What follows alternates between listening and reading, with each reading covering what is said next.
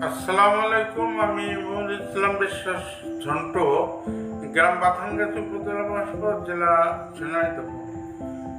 আমি অসুস্থ, সারাক্ষণই বাড়িতে থাকি। একটা মেয়ে আমার বাড়িতে এসেছিল, বেশ হাতে পায়ে লম্বা, প্রাইভেট পড়তে।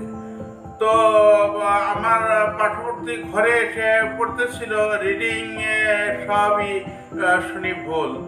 তো আমি অবাক হয়ে আস্তে আস্তে নেমে তার ঘরের সামনে যেয়ে তাকে জিজ্ঞেস করি, তুমি কোন ক্লাসে পড়ো?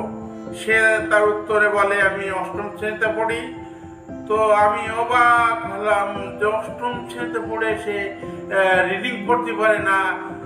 এটা, এই দৃশ্যটা জাতির সামনে তুলে ধরার দরকার। তাই আমার এই কবিতাটি লেখা, আপনারা মন দিয়ে শ্রবণ করবেন আশা করি। আমার কবিতার নাম শেফালি। শেফালি নামের একটি মেয়ে বর্ণমালা কারে বলে জানে না, 8 পর্যন্ত মাধ্যমিক বিদ্যালয়ে রিডিং পড়িতে পারে না। দরিদ্র পিতামাতা ব্যস্ত সদাই জোটাতে একটু অন্য, ঘরে দাঁড় হতে দাঁড়ে তাদের দারিদ্রতার জন্য।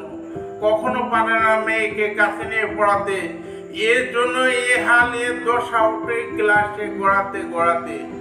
তবুও নিয়মিত উপস্থিত উপবৃত্তি নিতে হবে, এভাবে কাটিল কাল জানে না সে কবে। ক্লাসে প্রাইমার ক্ষত নয় তো অপমান, কয়টি টাকার জন্য এভাবে খোয়াতেছে মান সম্মান। শতধিক শতধিক সকল বিদ্যাপীঠ, যত স্যার গুরুজন, এভাবে কাটাবেন শেখাবেন নাকি দিয়ে কি কোনো মন? বাড়ির পড়া নিয়ে আর দিয়ে করিবেন বৃত্তের গল্প, শুধু মাইনের টাকা গুনে নিয়েই করিবেন নিজের পরিকল্প।